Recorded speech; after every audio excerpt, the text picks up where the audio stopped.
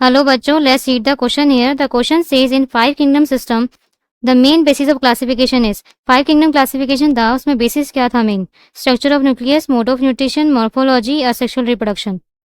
Let's see the key concept for this question, that is five kingdom classification.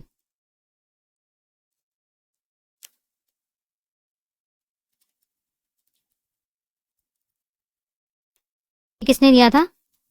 R.H. Whittaker ने दिया था।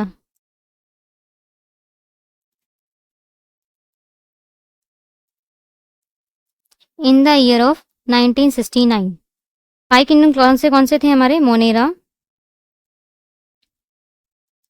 जिसे mainly prokaryotes आते हैं।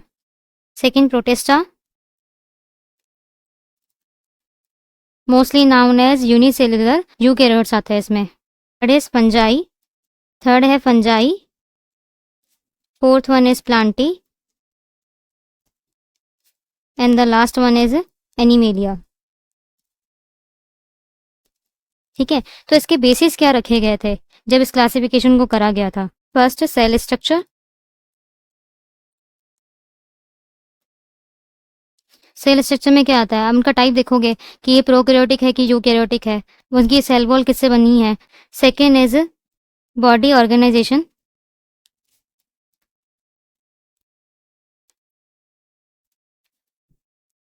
बॉडी ऑर्गेनाइजेशन में हम क्या देखते हैं? इसकी जो सेलुलर बॉडी है, मल्टी सेलुलर बॉडी है, या इसकी सेल्स जो है जुड़कर टिश्यू बना चुकी हैं, ऑर्गन बना चुके हैं, ऑर्गन सिस्टम बना चुकी हैं। ठीक है, सेलुलर बॉडी है कि मल्टी सेलुलर बॉडी है।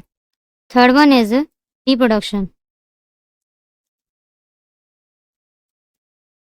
इनमें वेजिटेटिव रिप्रोडक्शन है, असेक्सुअल है, सेक्सुअल है, किस तरह का रिप्रोडक्शन है। ठीक है। Fourth one is mode of nutrition.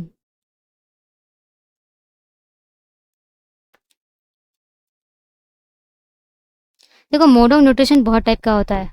Mainly autotrophic, heterotrophic हो गए। ऑटोट्रॉफिक में भी क्या होता है? कीमोसिंथेटिक है, मतलब केमिकल से एनर्जी बना रहा है, या फोटोसिंथेटिक है, सन से एनर्जी बना रहा है।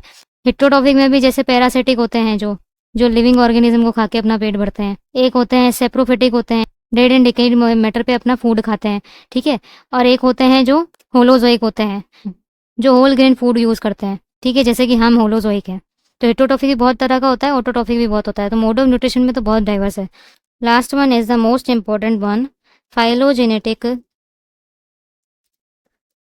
रिलेशनशिप।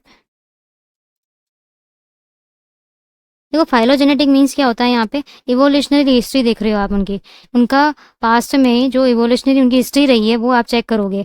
इससे आपको ये भी पता चलेगा कि वो कौन सी कैटेगरी में बिलोंग करते हैं। ये इजी हो जाता है थोड़ा फाइंड आउट करना। फर्स्ट ऑप्शन यहाँ पे दे रहा है structure of nucleus. Structure of nucleus आप नहीं रख सकते हो क्लासिफिकेशन में, क्योंकि बहुत सारे ऑर्गेनिज्म में सेम सेम हो जाएगा। आप उसको इस चीज़ पे कैटेगराइज नहीं कर सकते हो, सो ये गलत है।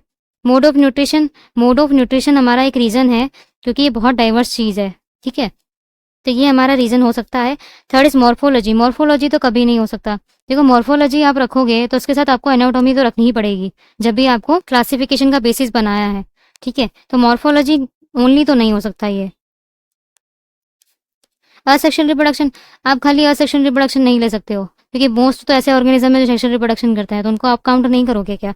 तो खाली असेक्सुअल रिप्रोडक्शन तो नहीं हो सकता। So answer will be mode of nutrition. Hope you understood very well. Best of luck.